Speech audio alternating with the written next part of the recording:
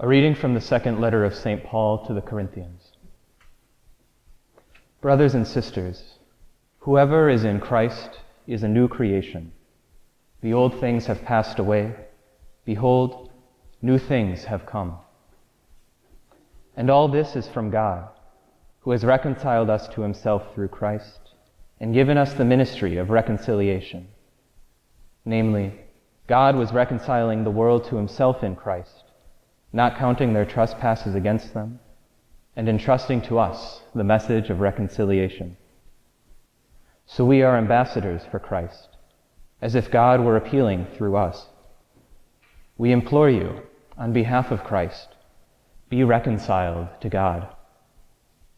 For our sake, he made him to be sin who did not know sin, so that we might become the righteousness of God in him. The word of the Lord. Thanks be to God.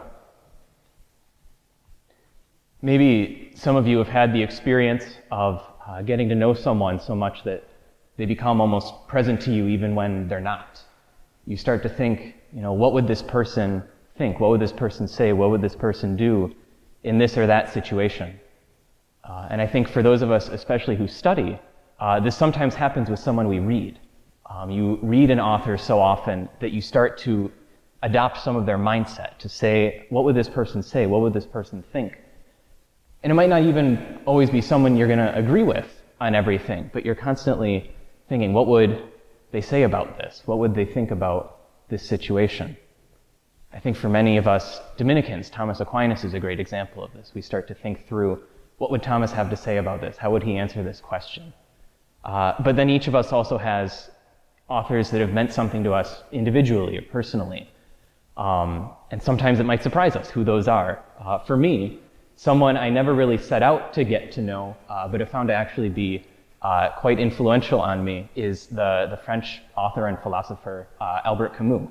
Not a Catholic, at least not a practicing one, but someone whose thought I keep returning to and asking, what would he make of this? What would he say about this? I first read him in high school, in a high school class, and I've always kind of gone back to him. One thing he talks about, one of his most famous works, was an essay called The Myth of Sisyphus. And he talks about Sisyphus, the Greek king, Greek mythology, who was condemned by the gods to roll a boulder up a hill. He's in Hades and he's rolling the boulder up the hill, only to see it fall back to the bottom of the hill, and he has to go back down and start rolling it up again, over and over and over, up the hill and down. And Albert Camus says, this is basically what our life is like. We're pushing this boulder up for no apparent reason. We see it come down, and we have to go and push it up again.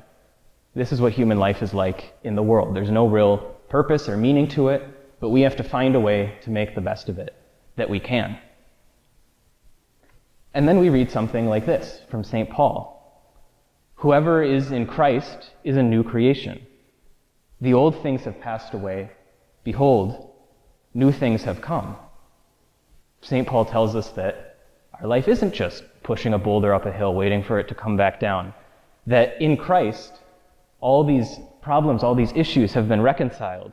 That we have a new relationship with God, that new things are possible, that the damage done by sin has been healed.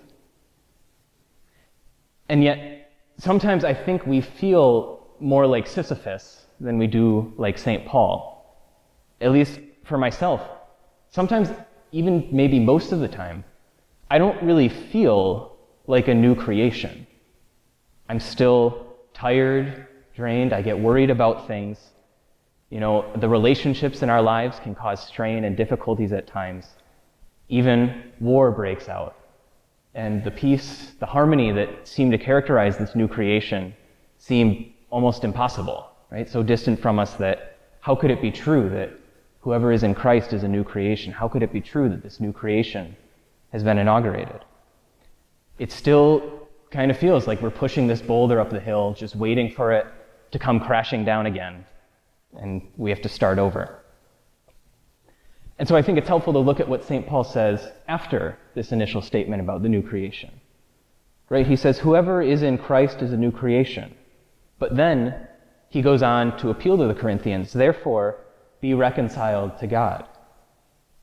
he starts by telling the Corinthians, you are a new creation. In Christ, you are a new creation. And then he implores them, be reconciled to God. He tells them what they are, and then he calls them to live that out, to let it be true in their lives. How does this work? What's going on? I think the way we can talk about it, the way we can put it together, is that in his resurrection, in rising from the dead, Jesus Christ is the new creation. In him, in his resurrection, sin and death are defeated. Everything that was wrong with the world is made right. St. Paul says, all things have been reconciled in him. So Christ has already won the victory. He is the new creation. And now he extends that victory to us. Right in our baptism, we enter into the dying and the rising of Christ. Every time we celebrate the Eucharist, we again make ourselves present to this mystery so that we can enter into it again and again, so that we can be brought into contact with this new creation, so that it can penetrate our lives more and more. Even as it's been accomplished in Christ, so he's reaching out to us, calling to us, inviting us to let this mystery conform, to be conformed to this mystery that he is, to let it permeate our lives more and more. But what this means is that each of us, as long as we're in this life, is still in need of this reconciliation. We still need to be more conformed to Christ. We still need to be in Christ, as St. Paul says, to be more and more this new creation, to live this new creation. But that also means that as we are pursuing Christ, as we are allowing him into our lives more and more, this new creation, this new way of life becomes possible. You know, it's no longer that we're just rolling a boulder up a hill, waiting for it to fall back down. Instead, we're brought into the mystery of Christ, and instead of pushing that boulder up the hill, we're called to take up our cross and to climb Calvary with Christ. So this new life, this new way of life that Christ calls us to, often it's going to have pain, it's going to have trouble, it's going to have difficulties, because the new creation is always achieved through the cross. But unlike Sisyphus, who has nothing to look forward to, we know that the cross isn't the end of the story, that Good Friday isn't the end of Christ's story, but that we can always look forward to Easter Sunday, to the resurrection, to the kingdom that is coming. Each of us is a new creation. Each of us is in Christ. We are a new creation. But to share fully in that creation, to let it permeate our lives, each of us is going to have to walk the same path that Christ trod. To be a new creation, each of us is going to have to die in order that we can rise with him at the eternal Easter, so that we can share in the new creation for all eternity. Dear